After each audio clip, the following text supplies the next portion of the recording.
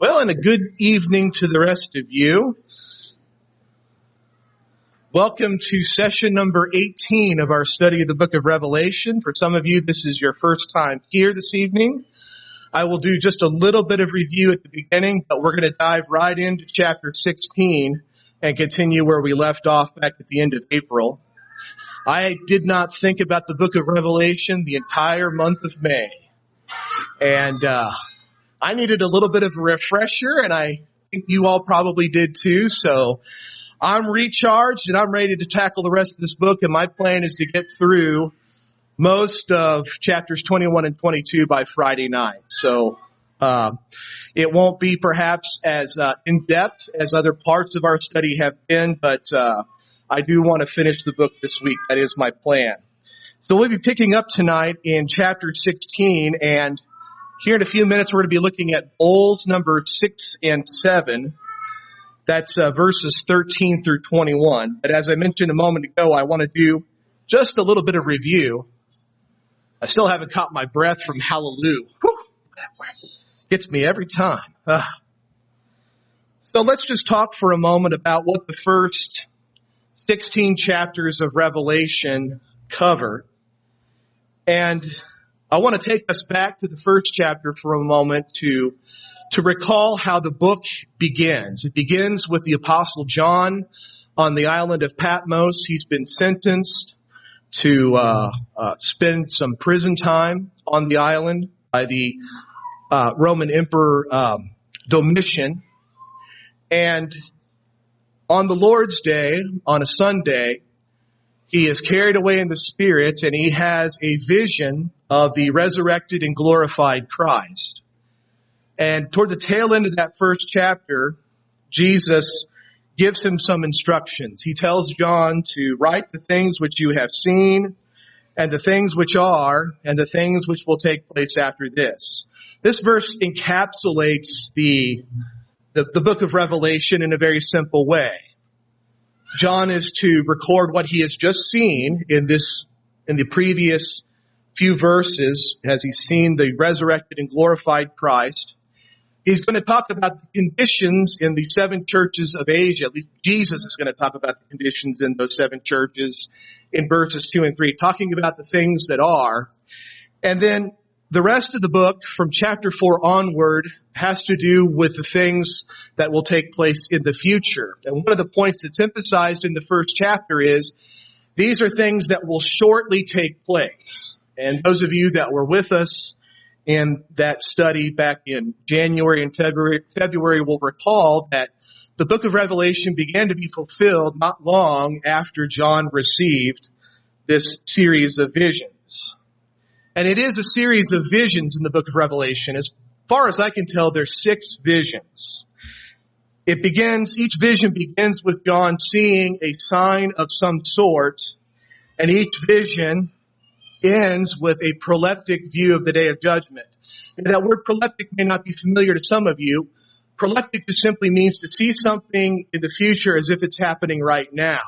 So on 5 different occasions, we have different points of view concerning the day of judgment. Jesus ends each of the letters to the 7 churches of Asia with an urging to repent and a reminder that he will return, and he is returning with a reward for those who are faithful. Visions 2, 3, 4, and 5, each one end with John seeing the judgment day far off in the future. And the judgment day sort of focuses as an endpoint for each one of these visions. And each one of these visions, no problem. I'm doing a great job of that, aren't I? And each one of those visions has to do with a different subject, and we'll talk about what those subjects are momentarily. The last thing I just want to mention about the book of Revelation is it is a highly symbolic book. It's rooted in the symbolic language of the Old Testament. You can go back to the prophets of Isaiah and Ezekiel in particular, Daniel as well, Zechariah, all of these books that have apocalyptic elements to them, and you can see the symbolism of Revelation as sort of a recapitulation, as an echo of all of those highly symbolic books. So contrary to what many people in our day and age believe, I do not take Revelation in its entirety I don't interpret it literally. There are parts where it is appropriate for us to interpret it literally, but by and large, the book is symbolic, and those symbols are intended to be connected with historical fulfillment. And that's what we did a lot of in our first 17 sessions.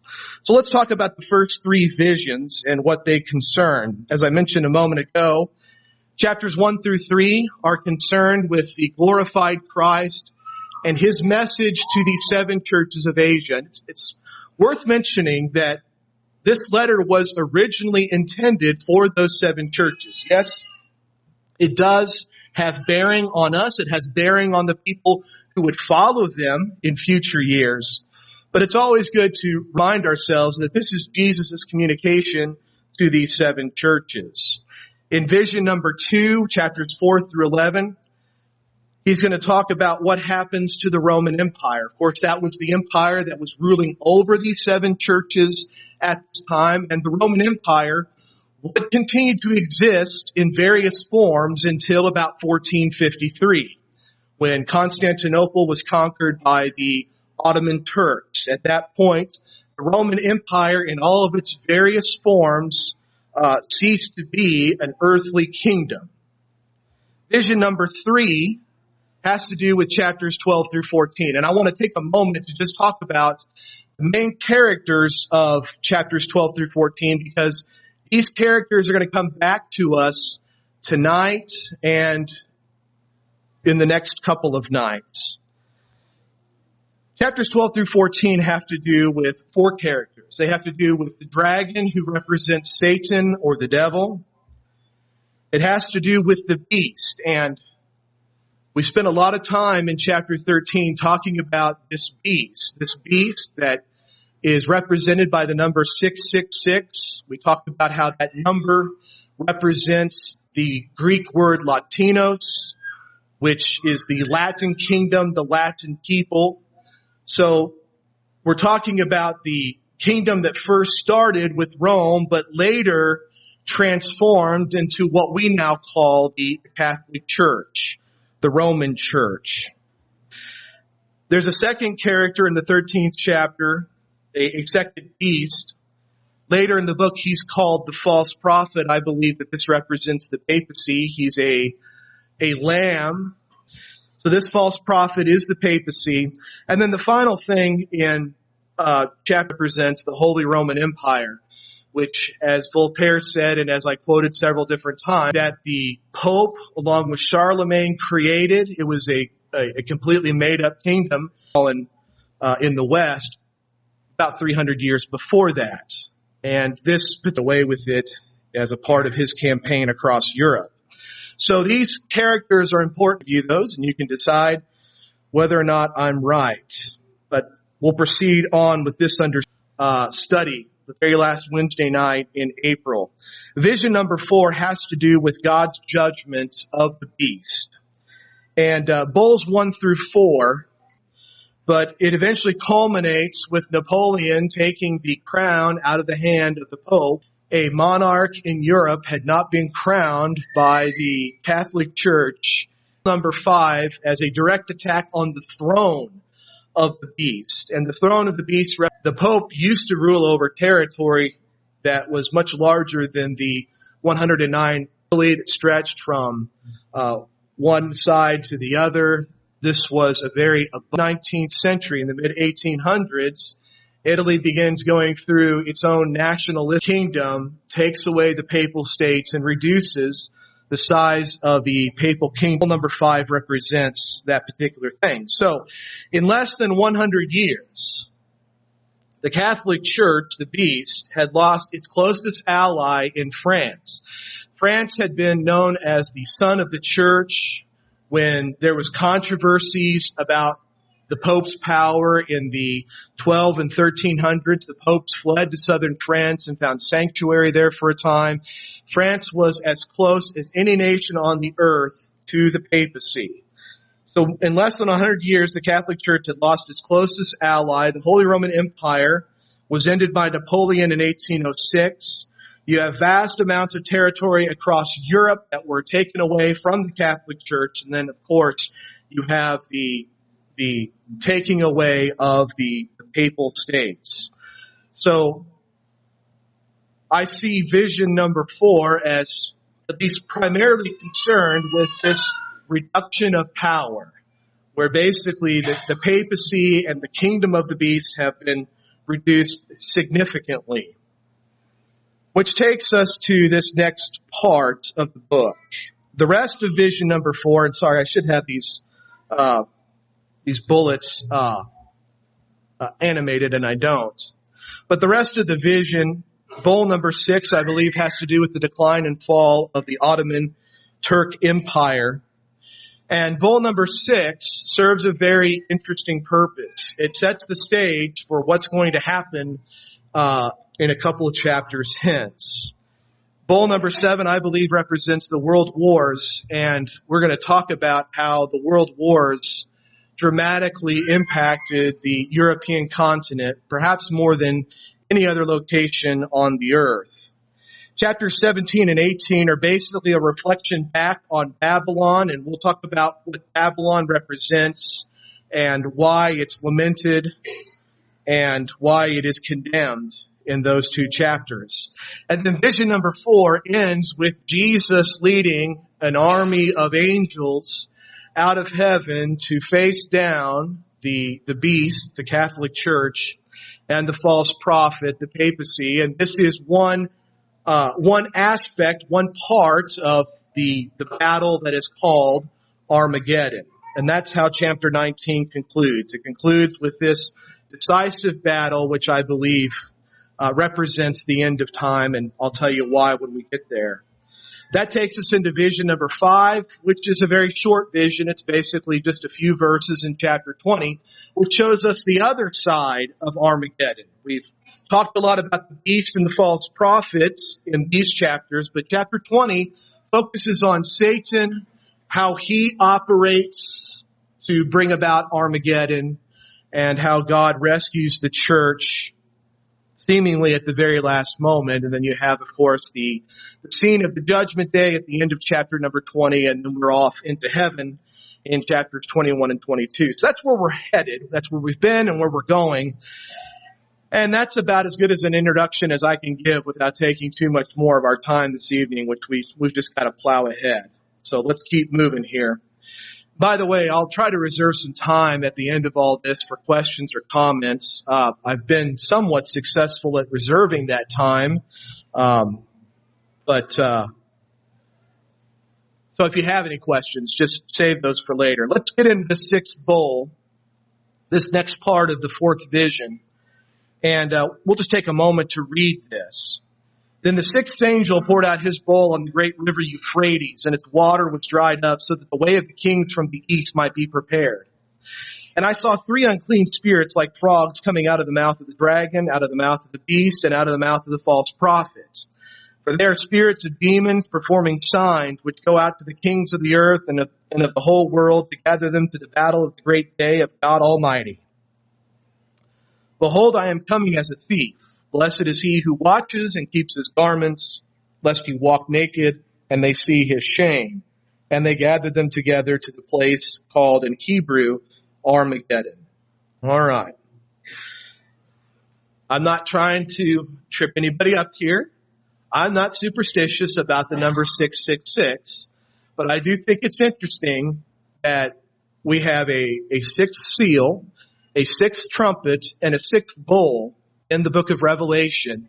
And in each of those cases, those parts of the vision set up what's going to come after this. Thinking back to the 6th seal, which happens in the last part of chapter 6, it continues on through chapter 7 and ends at the beginning of chapter 8. That 6th seal is a preparation for what's about to happen in the 7 trumpets. And in that 6th seal, we see 144,000 people sealed. And as you might recall, when we were studying that represents God putting his mark of ownership on those people who would remain faithful to him in the midst of apostasy and persecution. So that sixth seal prepares us for what's going to happen in the seven trumpets, and then later on into chapters 12 through 14.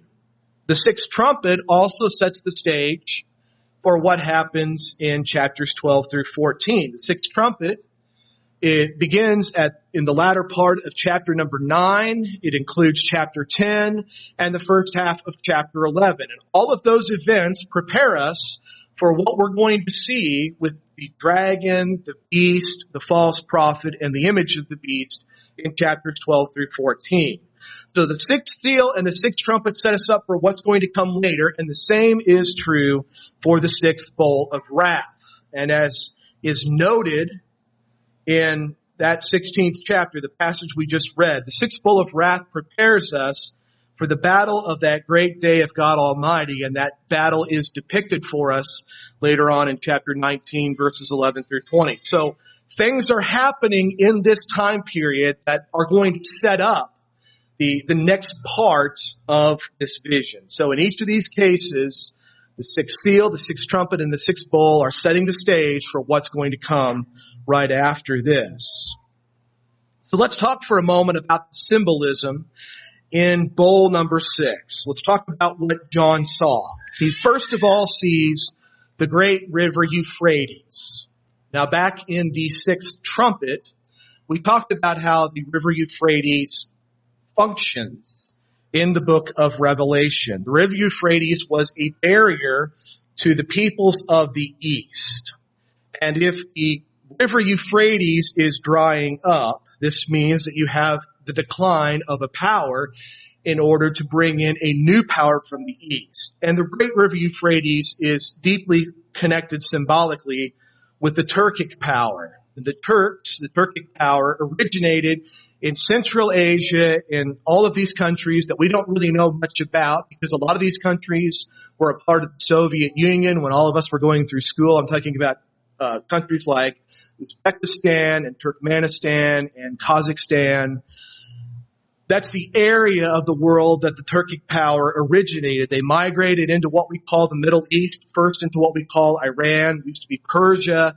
They crossed the river Euphrates, and they eventually conquer the Eastern Roman Empire when they conquered Constantinople in 1453.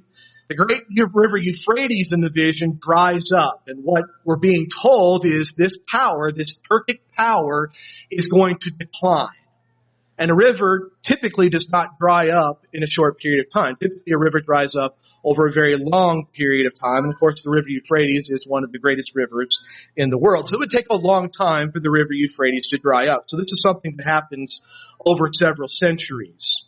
We also see frogs coming out of the mouth of the beast, the false prophet, and the dragon. Frogs, of course, are an unclean animal. They're identified as an unclean animal in the Old Testament. And you might think of frogs as having a very harsh voice, very difficult to listen to. Now, I admit in the springtime, I kind of like to open my windows and listen to the little, we call them the little peepers. Is that what you call them here in Iowa? That's what we call them in northern Missouri. Am I just weird? But those little baby frogs that are kind of chirping, we kind of like that. That's pleasant. But then you get the noisy adult frogs, and that's not quite as pleasant to me, at least. But that's just my opinion. Maybe you like that. Anyways, we're told in the vision, and this is one of the useful things about the book of Revelation, is oftentimes we'll be told what these symbols represent. And in the cases of the frogs, these represent unclean spirits, demons. Okay? And that's identified for us in verse number 14. And if you think back to 1 Timothy chapter 4, verse number 1, the Spirit says, in latter times some will depart from the faith, giving heed to deceiving spirits and doctrines of demons, right? Doctrines of demons. So all false teaching originates in the demonic realm. There's this very deep connection between idolatry and demonic influence that's drawn for us in the old law. Paul carries that forward in places like 1 Corinthians chapter 10, when he's encouraging the church at Corinth, do not eat meat that's been offered to idols, because those idols are influenced by the demonic powers. So you have the same sort of idea. You've got unclean spirits that are preaching deceitful doctrine, so to speak, and they're being sent out into the world. I don't want to get too far ahead of myself here. So these come out of the mouths of the beast, which again, the beast represents the kingdom of Rome, the Latin kingdom, which eventually metamorphosizes. I don't know if that's an actual word, but I just said it. It eventually transforms into the Catholic Church. They come out of the mouth of the false prophet, and they come out of the mouth of the dragon, Satan. And there is a purpose behind these spirits being released out into the world. They are intended to gather the kings of the earth. And I want you to notice that there is a distinction drawn between the kings of the earth and the kings of the whole world. And I think the reason for this is because the kings of the earth represents those 10 kingdoms that arose out of the ashes of imperial Rome in Western Europe. Kingdoms like France and Germany and Italy, that's how we know them today, England. These were closely aligned with the beast for a time. So these unclean spirits are sent out to those kingdoms, and they're also sent out to the kings of the whole world. So there is an effort in order to coordinate all of these disparate kingdoms scattered all over the globe in one final stand against Jesus Christ.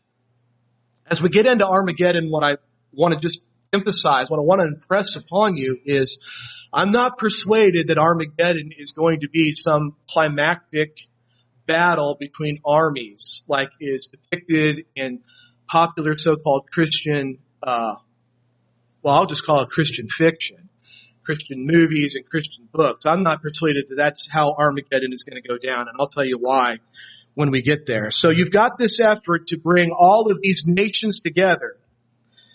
And they're bringing all of these nations together to fight this one final battle. This battle that is called Armageddon. The word Armageddon just literally means Har Megiddo, or the hill of Megiddo. The hill of Megiddo is up in the northern part of the hereditary kingdom of Israel. There was a very important military stronghold that was built at Megiddo by Solomon.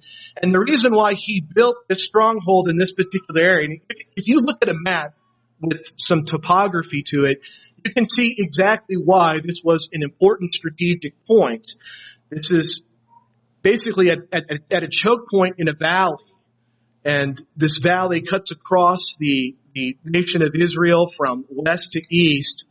And through that area runs an important trade route from Egypt to Mesopotamia. So this basically was an area that linked together 3 continents. It linked Africa, Asia, and Europe together. So it was an important strategic point for Solomon, and many, many battles were fought in this region. The Jezreel Valley, where Megiddo was located, had many historical battles. Gideon's 300 men, for example, fought at the hill of Moreh in Jezreel. Saul and Jonathan died at Jezreel, which is not too far away from Megiddo. King Ahaziah of Judah died at Megiddo about 842 BCE. King Josiah of Judah also died at Megiddo while opposing the advance of the Egyptian king Necho II toward Assyria. And what Armageddon symbolizes, what it's intended to symbolize, is the last great spiritual struggle between God and his enemies. Or as is stated in the 16th chapter of Revelation, it's the battle of that great day of God Almighty. So this is Armageddon. And we'll talk more about Armageddon in the next couple of nights. But let's go back down and talk for a few minutes about this drying up of the river Euphrates and how that represents the decline of the Ottoman Empire. And I want to go back and do just a little bit of review here. I mentioned this a couple of minutes ago. I try to review as much as I can because I'm trying to connect together all those different things that might be floating around in your heads from the past studies. But back in trumpet number 6, this is back at the latter part of chapter number 9, you have the river Euphrates tightly connected with this Turkic power from Central Asia. And as I mentioned a few minutes ago, they migrated from Central Asia down into what we now call the Middle East. And in 1057, the Turkic tribe that we call the Seljuks crossed the river Euphrates and began to threaten what is historically known as the Byzantine Empire. Now, the Byzantines thought of themselves as the Roman Empire. They called themselves the Roman Empire, and they are the inheritance of the Eastern Roman Empire. So the Seljuk Turks crossed the river Euphrates. They present a real threat to the Eastern Roman Empire. And as you might remember, this is what leads to the First Crusade in 1095 being called by Pope Urban. And those of you that were with us during that time, you might remember I read this call to arms that was issued by Pope Urban, how he called the Christian powers, so-called of Europe, to go to what he called the Holy Land and not convert the Muslims, but rather put them to the sword. So this was no longer the gospel of peace. This is now the gospel of war. The Seljuk Turks were not successful. They never conquered the Eastern Roman Empire, the Byzantine Empire. They were just basically a thorn in their side. They brought them to the precipice, but that First Crusade, in a lot of ways, relieved the pressure off of the Eastern Roman empires. Anyway, the Seljuk Turks were eventually replaced by the Ottoman Turks, and they conquered Constantinople in 1453. After that point, they grew in power. From about 1481 to 1566, the time period that we generally call the Reformation, this is when time period when Martin Luther was nailing his 95 Theses to the door of the Wittenberg Cathedral. This is when the Bible began to be more available to people in Europe because of the printing press. It's during this time that the Turkic power reaches its zenith in terms of power and wealth. They reached their greatest territorial extent in 1683. They actually were knocking on the doors of Vienna, and they were repelled from Vienna and never really made a challenge to Western Europe from that time period forward. Really, from that moment forward, the Ottoman Empire begins to decline. But I did want to just give you a map here to give you a sense of how much territory the Ottoman Empire ruled. We're talking about the area we know as the Balkans, down into Greece, over into what we call Asia Minor. And yes, if you're wondering, do we get the name Turkey from the Turkic people? The answer to that is yes, because eventually the Ottoman Empire is going to be reduced down to what we call Asia Minor, or now Turkey. But you can see the empire extends. I guess I can draw a little bit here. You can see it extends down here into Iraq, and then on down into the hereditary land of the Jews, down the west coast of Saudi Arabia, then of course here to North Africa, clear across almost to the Straits of Gibraltar. So it's a rather large, extensive empire. This is its greatest extent in 1683. But as I mentioned a couple of minutes ago, this empire, though it was mighty in many ways, began to decline. Barbara Tuchman, in her book, The Guns of August, which is a book about the days leading up to World War I, says that the Ottoman Empire was known as the old man of Europe. Everybody was just sort of waiting for the Ottoman Empire to die in the early 20th century. And there were some significant reasons why. While the Ottomans reached their zenith, over in Western Europe, you've got countries like Spain and Portugal and England sending ships across the sea into the New World. And if you know your history, you know what happens. You know that they begin to plunder the New World. And there's a tremendous amount of wealth that flows into the coffers of Western Europe. And this creates a huge trade imbalance between the Ottoman Empire in the east and the powers of Western Europe in the west. So Europe is advancing in shipbuilding. They're sailing all over the globe. They are growing more and more wealthy, while the Ottoman Empire is growing older and weaker. The Industrial Revolution that happens in the early 1800s just begins to widen that technological gap. between the West and the East. Medical advances in Europe began to lengthen the life expectancy and health of Western Europe, while in the Ottoman Empire, people were still living a relatively short period of time.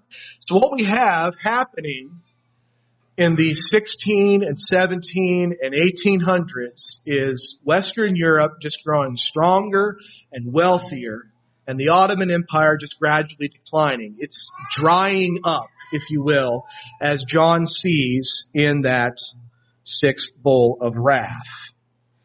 And as we get into the 20th century, and as the Ottoman Empire begins to decline, the powers of Europe begin to divide this up. I thought this was a really helpful map.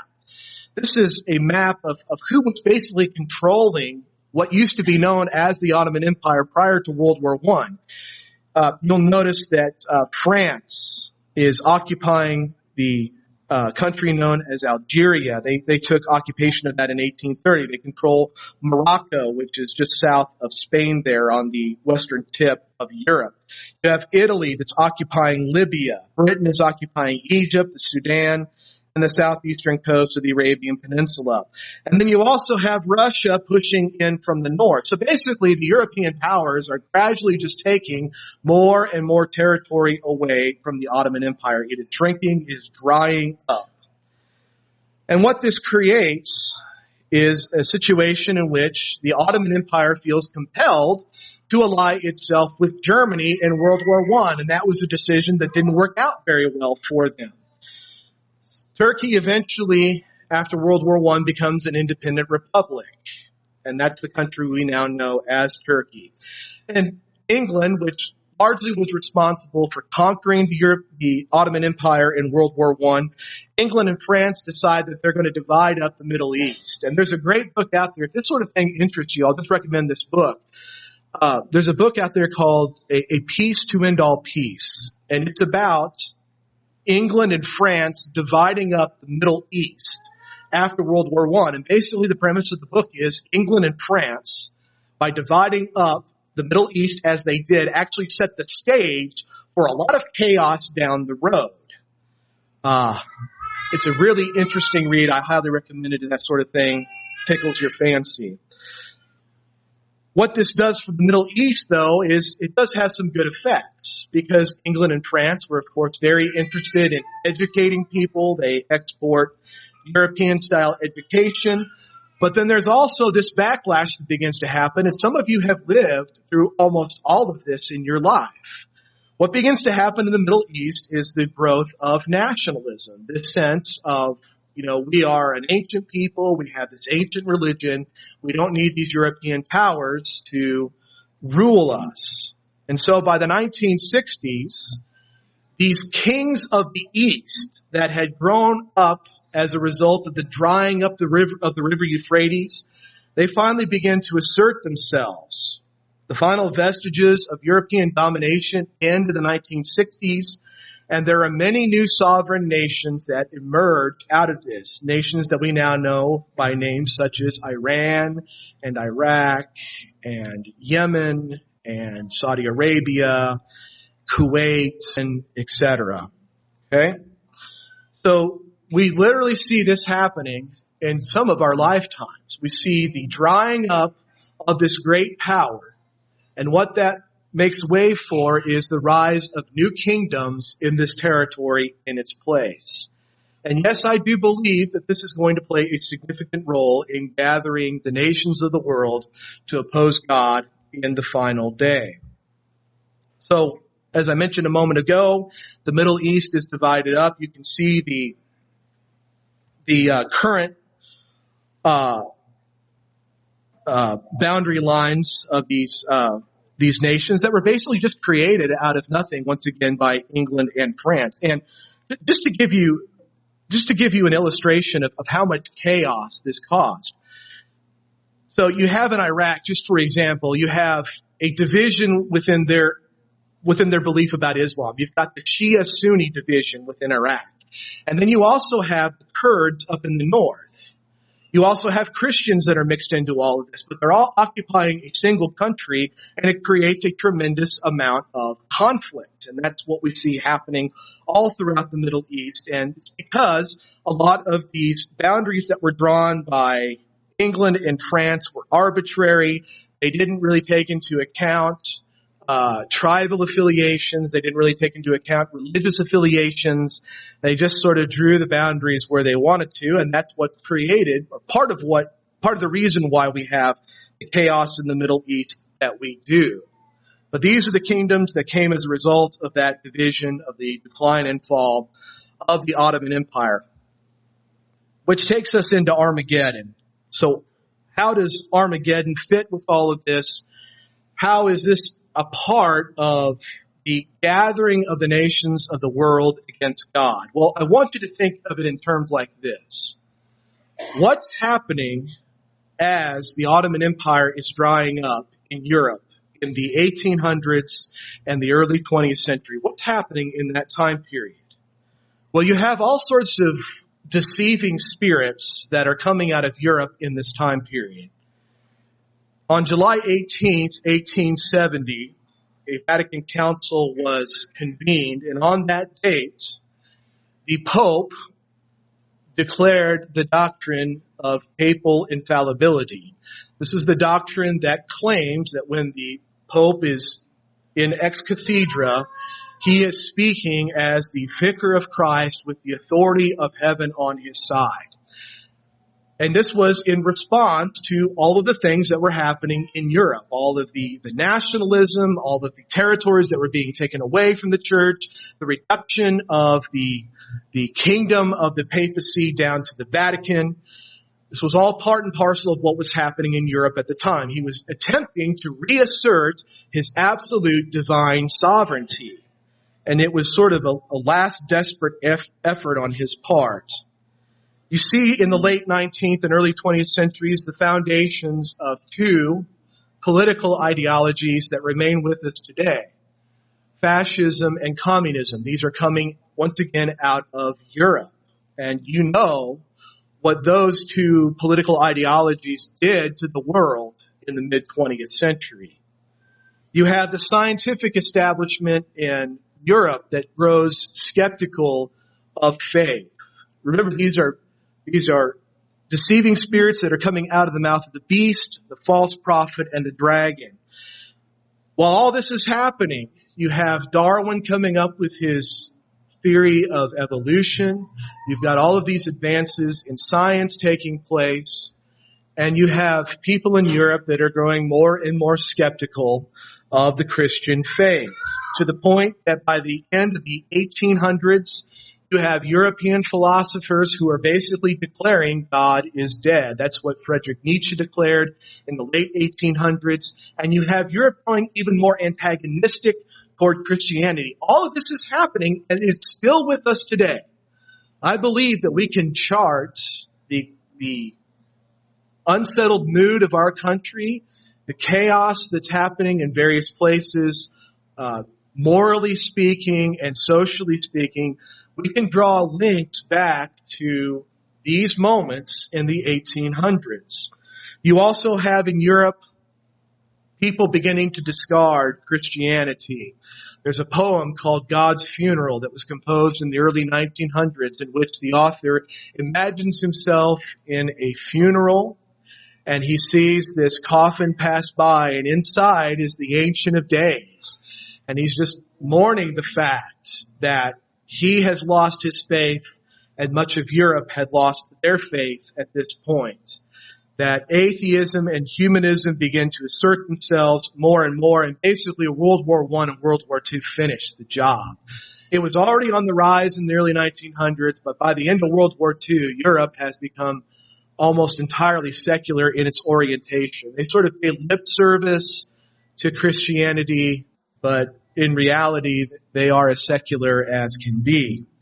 And then you also have attempts during this time period to unite the world. It started with Woodrow Wilson's idea of the League of Nations. All of this was being thought of in the late 1800s, early 1900s. And of course, the League of Nations failed, but later it gave us what we now know as the United Nations. These are the sorts of things that are coming out of Europe. And it's this push toward secularization, toward atheism, toward uniting the globe in ways, economic and political, that haven't been seen, in my opinion, since the day of Babel. And these are the deceiving spirits that are being sent out into the world to gather the nations of the world for that last great stand against God. So remember the purpose in all of this, to gather the kings of the earth. And that's exactly what we see happening in Revelation chapter 19, verse 19. I saw the beast, the kings of the earth and their armies, gathered together to make war against him who sat on the horse and against his army. And this is recapitulated in the next vision, in vision number 5, which concerns Satan. Now, when the 1,000 years have expired, Satan will be released from his prison and will go out to deceive the nations which are in the four corners of the earth, Gog and Magog, to gather them together to battle, whose number is as the sand of the sea. They went up on the breadth of the earth and surrounded the camp of the saints in the beloved city, and fire came down from heaven, from God out of heaven, and devoured them. I see chapter 19 and chapter 20 as basically two different views of the same series of events. One view concerning the beast and the false prophet, the other view concerning Satan. But they're all working together in order to surround the camp of the saints and to oppose the Lamb. That is their purpose. Now, the final thing I want to note, at least I think this is the final thing I want to say about the sixth bowl of wrath, is how it ends. It ends with a reminder from Jesus. Behold, I am coming as a thief. Blessed is he who watches and keeps his garments, lest he walk naked and they see his shame. A lot of people have this idea that it's just going to be obvious when Jesus is going to return. But over and over again in Scripture, Jesus emphasizes, I come as a thief, I come as a thief, I come as a thief, I come as a thief. To the church in Sardis, he says, remember therefore how you have received and heard, hold fast and repent. Therefore, if you will not watch, I will come upon you as a thief, and you will not know what hour I will come upon you.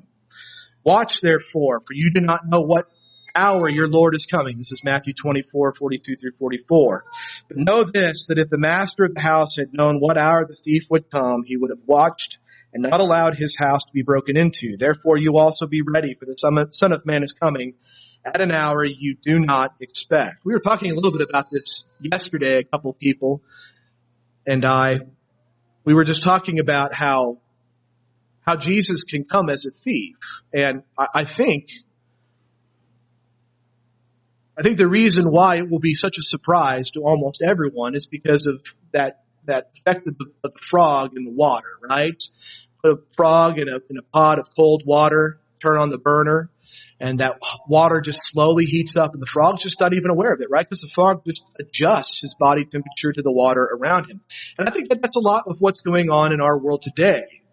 These things have their roots in the 18 and 1900s, and over the course of the last 150 years, people have just grown accustomed to them, so that they sort of become like the wallpaper in your living room. You just don't notice it anymore, right?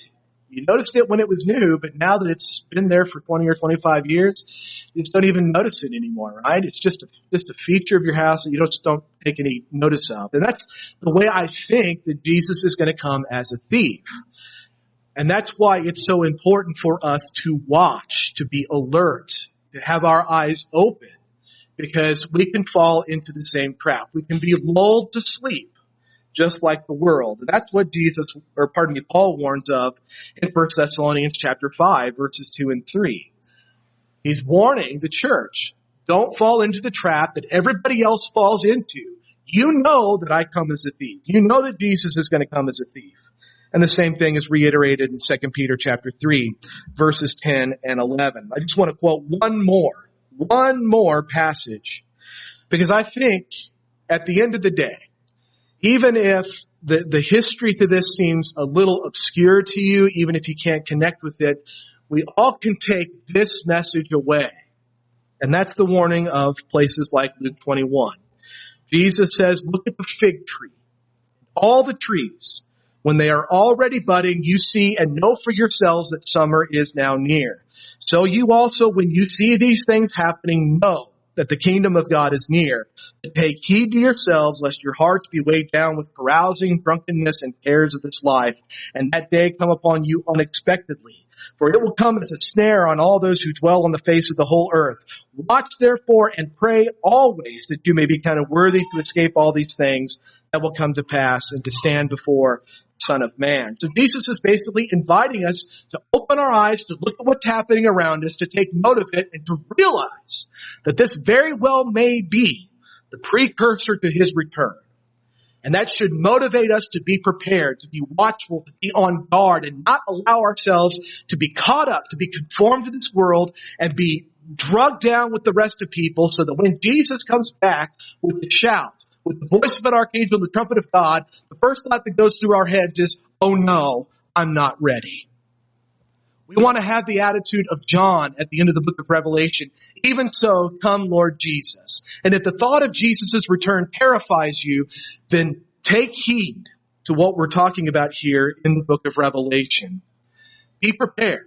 Even if I'm wrong, even if my entire interpretation of the book of Revelation is incorrect, this is one thing we can do, regardless of how we look at the book. We can be ready for his return and not be caught up with the rest of the people who are so surprised. All right, off my soapbox.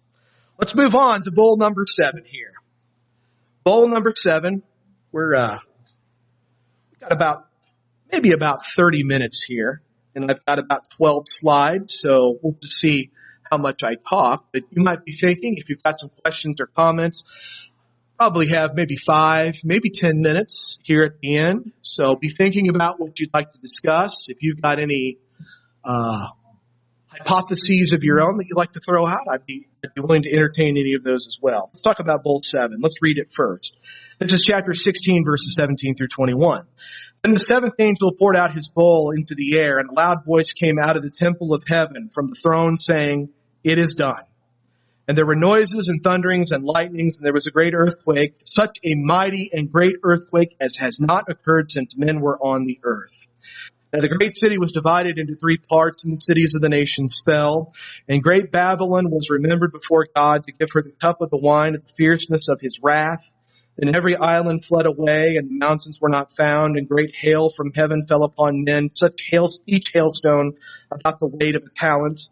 Men blasphemed God because of the plague of the hail, since that plague was exceedingly great.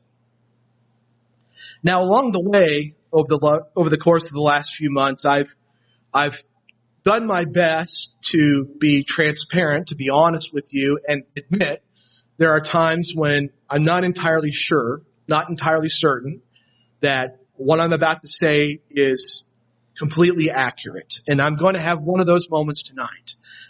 I think this is what this symbol means, but I admit I need to do a little bit more looking into it.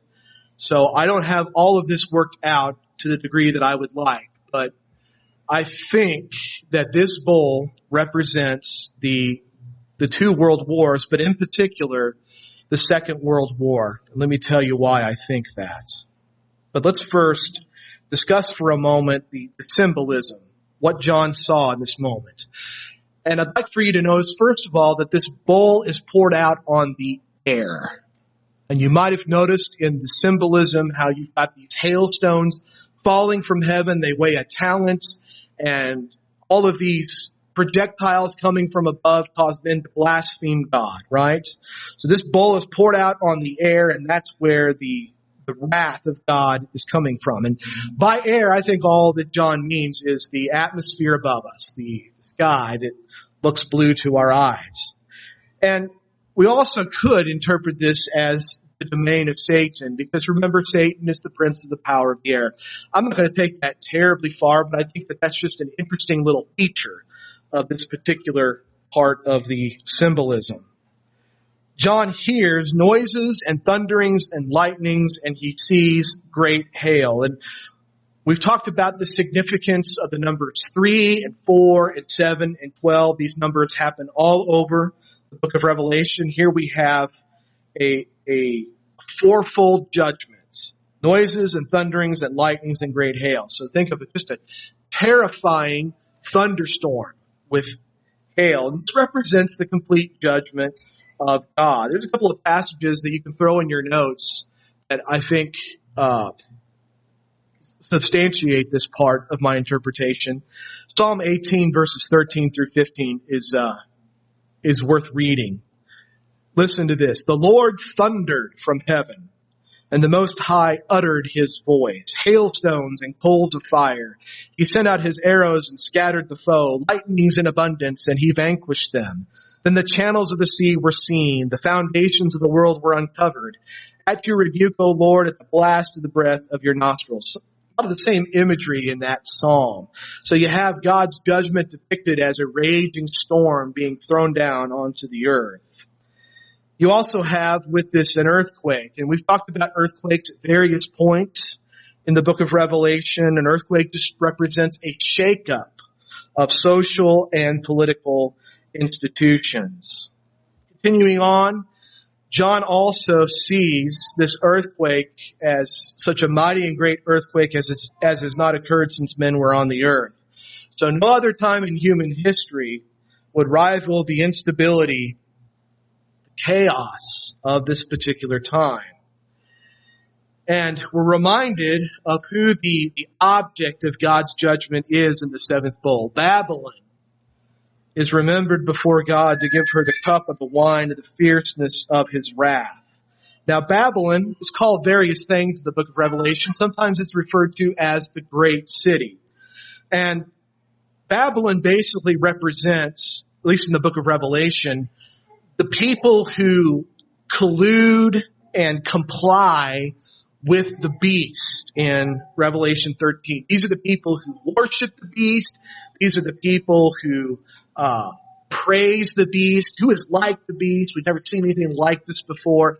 So this is, if you want to put it this way, this is the flock of the beast. These are the people who follow after the beast, who bow the knee to the image of the beast. This is the great city. And God, in this series of bowls, is concerned with judgment of this Babylon. And I think Revelation 14 verses 9 and 10 sort of sews up this imagery a little bit better concerning Babylon. He says, if anyone worships the beast and his image and receives his mark on his forehead or on his hand, he himself also shall drink of the wine of the wrath of God, which is poured out full strength into the cup of his indignation. He shall be tormented with fire and brimstone in the presence of the holy angels and in the presence of the Lamb. So Babylon represents those who worship the beast, who worship his image, who receive his mark on their forehead or on his hand. And basically what we're told in chapter 14 is, if you go along with the beast, if you're a part of Babylon, if you're a part of his flock, you're going to suffer the same condemnation as the beast. You're going to the same place. You're going to hell. That's what he tells us. Still more of what John saw in this vision. He sees the great city divided into three parts. So we have this group of people who used to be unified. Now they're fractured, divided. And as things are shaking, as there's noises and thunderings and lightnings, you have every island fleeing away. The mountains were not found. And basically what we see here are the nations of the world abandoning Babylon once for all. They once were aligned with Babylon. Now they are fleeing away from her. And as a result of this bowl of wrath, men blasphemed God because of the plague of the hail, since that plague was exceedingly great. This echoes bowls 4 and 5. You might remember, if you look back at verses 9 and 11, you'll see that these bowls were a way to torment those who were aligned with Babylon, and the same is true here. The bowls of wrath, I believe, should have provoked repentance, but what we're told is mankind was further entrenched in rebellion. So the very mechanisms that could have brought them back to God, instead, they allowed themselves to be taken further away from God because of these judgments. And as I mentioned a few minutes ago, I think bowl number 7 represents the world wars, but in particular represents the Second World War. I've got a lengthy quote here from a historian by the name of Neil Ferguson. Some of you may have seen him on various podcasts on YouTube. He's a historian from the Hoover Institute at Stanford. He's Scottish, I believe. He's Scottish. I'm almost positive. He's a very accomplished professor of history, and he wrote this huge book called The World at War, I think is what it's called. Anyways, it's about basically mostly about World War II, but it's just talking about this time period of the 1900s. And this is what he has to say. The 100 years after 1900 were without question the bloodiest century in modern history, far more violent in relative as well as absolute terms than any previous era. Significantly larger percentages of the world's population were killed in the 2 world wars that dominated the century than had been killed in any previous conflict of comparable geopolitical magnitude. And he's got that C figure 1, he's got a chart in the book that you can look at. I didn't include it in the slide. Anyways, although wars between great powers were more frequent in earlier centuries, the world wars were unparalleled in their severity, battle deaths per year, and concentration, battle deaths per nation year. Continuing on. By any measure, the Second World War was the greatest man-made catastrophe of all time. And yet, for all the attention they have attracted from historians, the world wars were only 2 of many 20th century conflicts. Death tolls quite probably passed the million mark in more than a dozen others. Comparable fatalities were caused by the genocidal or politicidal wars waged against civilian populations by the Young Turk regime during the First World War, the Soviet regimes from 1920s until the 1950s, and the National Socialist regime in Germany between 1933 and 1945, to say nothing of the tyranny of Pol Pot in Cambodia. Again, some of you have lived through this, so you know this. The estimates of death that come out of these conflicts in the 20th century are staggering. We're talking about over 100 million deaths. It was a terrible, terrible time period. And I just want to key in on his statement here. And again, this is not a man who's given to exaggeration. By any measure, the Second World War was the greatest man-made catastrophe of all time. I don't think that's debatable, do you? I mean, when you look at the loss of life, when you look at things like the Holocaust and the horrible way that Russia historically conducts war, I mean, it's awful, absolutely awful. So I think we can connect the symbolism of Revelation 16, the 7th bowl of wrath, with history. As John notes in verse 18, such a mighty and great earthquake as had not occurred since men were on the earth. As Ferguson said, by any measure, the Second World War was the greatest man-made catastrophe of all time. And I want you to think about that imagery of hailstones falling from heaven. What does that sound like to you? That sounds like bombs. Bombs being dropped all over the face of the earth. That is a completely new feature of warfare. Yeah, we'd had cannons for a long time up to that point, but never in human history could you be able to project the sort of military might across great distances as you were able to in World War II.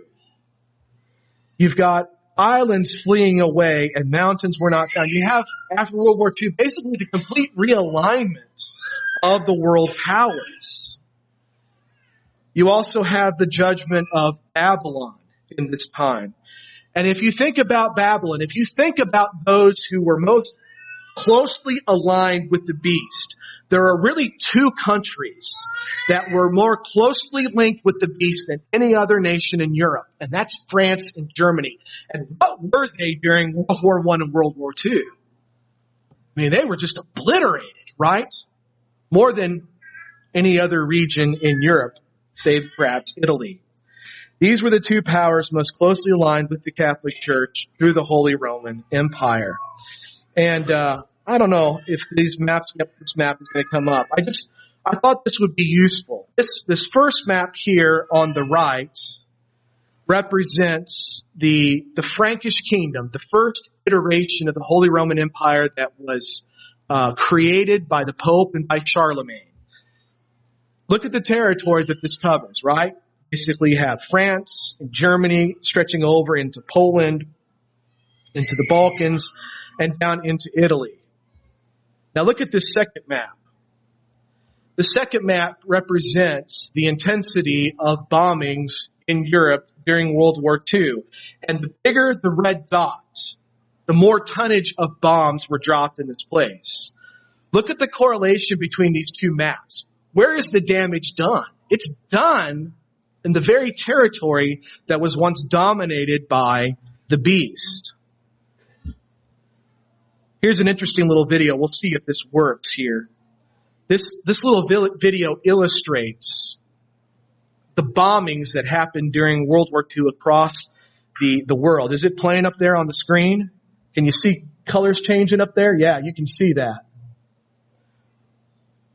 Look at Europe this whole time. I mean, it's getting nailed, isn't it? This is the kingdom of the beast, so to speak. Just for reference, blue represents the bombs dropped by Great Britain. Red represents the bombs dropped by the United States of America. This is right at the heart of where the beast ruled for hundreds and hundreds of years. So this to me looks like hailstones falling down from heaven as judgment of the beast and of Babylon. And what happened as a result? Oh, wow. Oh, yeah, we quit at 8, don't we? Oh, no. I was thinking 8:30. Oh, I am sorry. I was still back at starting at 7. I got till 8:30, and somebody should have said something a second ago. Sorry. What happened as a result of the seventh bowl? Well, men blasphemed God because of the plague of the hail, since that plague was exceedingly great. I'll just read very quickly the comments of C.S. Lewis in 1953. He's reflecting back on World War II, and he says, "This did not happen without sins on our part. For that justice and that care for the poor which most mendaciously the communists advertise, we in reality ought to have brought about ages ago.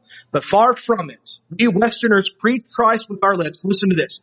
"We Westerners preach Christ with our lips. With our actions we brought the slavery of mammon. We are more guilty than the infidels, for to those that know the will of God and do not do it, the greater the punishment. Now the only refuge lies in contrition and prayer. Long have we erred in reading the history of Europe, its destructive succession of wars, of avarice or fratricidal persecution of Christians by Christians, of luxury, of gluttony, of pride. Who can detect any but the rarest traces of the Holy Spirit?" Basically, what he's saying in a nutshell is, we brought this on ourselves. And now Europe is is basically a tomb, a spiritual tomb. Christianity in every form has departed from this place, and we have no one to blame for this but ourselves. My apologies. I completely forgot the schedule for tonight. No questions, so you'll have to save them for later. So thank you all very much. Come on in, kids. I'm sorry about that.